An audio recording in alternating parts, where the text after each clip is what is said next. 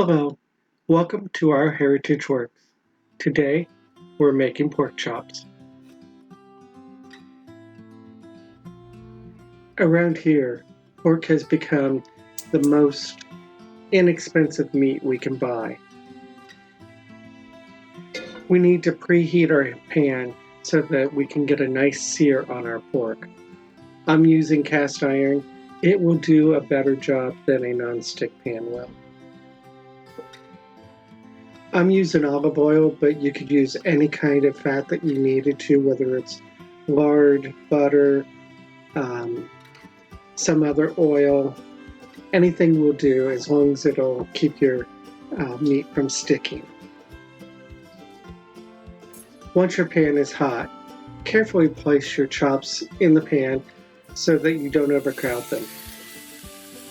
I was a little indecisive on putting the meat in for the second piece, and it touched the pan, which then allows it to stick. Once you hit it, it will just simply stick. There's no changing it until it has seared over. So I just went with it and then made room for the third piece.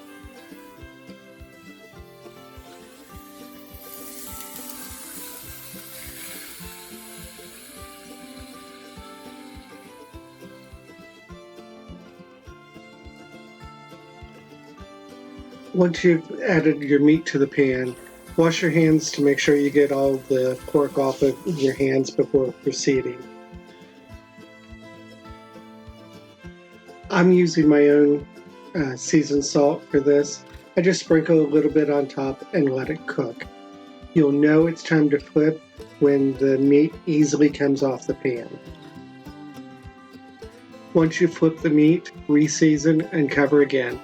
The cover helps hold in some of the moisture. If needed, add a little bit of stock to the pan and that will hold in even more moisture, and it can be used to make a fabulous gravy.